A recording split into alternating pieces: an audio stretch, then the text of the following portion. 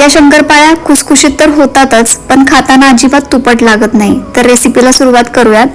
इथे मी 4 कप मैदा घेतलाय आणि यामध्ये मी चवीला फक्त मीठ टाकणार आहे. तुम्ही स्किप केला तरी चालेल.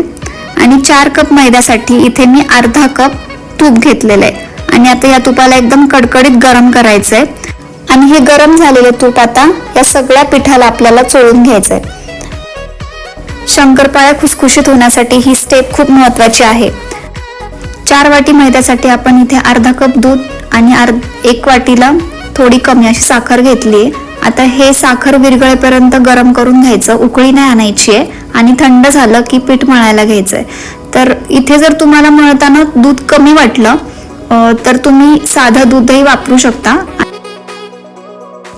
जसं की इथे मला अर्ध्या कपापेक्षा थोडं कमी दूध लागलेलं आहे आणि हे आपल्याला घट्टसर मळून घ्यायचंय. इथे एक गोष्ट लक्षात ठेवा, ती म्हणजे घट्ट गोळा मळायचा आपल्याला, सैलसर गोळा मळायचा नाहीये. इथे पीठ मळून झालेलं आहे. एक 5 मिनिटं रेस्ट देऊयात आणि लगेच शंकरपाळ्या करायला घेऊ.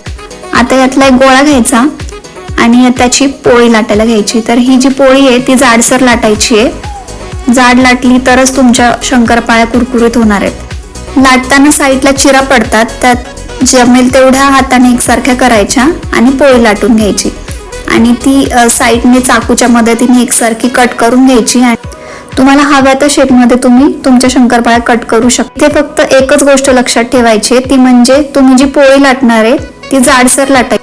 शंकरपाळ्या करत असतानाच एका साईडला मीडियम गॅसवर तेल तापत ठेवायचं आहे. आणि आता शंकरपाळ्या तळायला घेऊयात. तर तेल तापलंय हे कसं ओळखायचं, तर त्यामध्ये एक शंकरपाळी टाकून बघायची. जेव्हा आपण टाकतो तेव्हा त्याला बबल्स यायला पाहिजेत जास्त प्रमाणात. आता इथे काही गोष्टी लक्षात ठेवायच्या आहेत, त्या म्हणजे जेव्हा शंकरपाळ्या टाकतो आपण तेव्हा एकतर तेलाचं टेम्परेचर जास्त पाहिजे, तेल तापलेलं पाहिजे. आणि शंकरपाळ्या तेलामध्ये टाकल्यानंतर गॅस बारीक करायचा, म्हणजे कमी गॅसवर त्या तळायच्या आहेत, म्हणजे आतपर्यंत तळल्या जातात. हे प्रत्येक बॅचला लक्षात ठेवायचंय तुम्हाला. आणि दुसरी महत्वाची गोष्ट म्हणजे शंकरपाळ्या एकदम जास्त नाही टाकायच्या आहेत तेलामध्ये, कमी कमी प्रमाणात टाका. एका वेळी जर जास्त शंकरपाळ्या तुम्ही तेलात टाकल्या तर त्या फिसकटतात. तसेच शंकरपाळ्या टाकल्या लगेच हलवायच्या नाही, 6 ते 7 सेकंद थांबायचं आणि मग त्या हलक्या हाताने हलवायच्या. आणि थोडा गव्हाळ रंग यायला लागला की त्या काढून घ्यायच्या. आता नेक्स्ट बॅचला काय करणार, आपण गॅस थोडासा वाढवणार आणि तेल तापलं की मगच शंकरपाळ्यांची दुसरी बॅच टाकणार आणि मग गॅस कमी करणार आणि मग त्या शंकरपाळ्या पूर्ण तळून घेणार. तर मी सांगितल्याप्रमाणे ही रेसिपी एकदा करून बघा आणि तुमच्या शंकरपाळ्या खुसखुशीत झाल्या की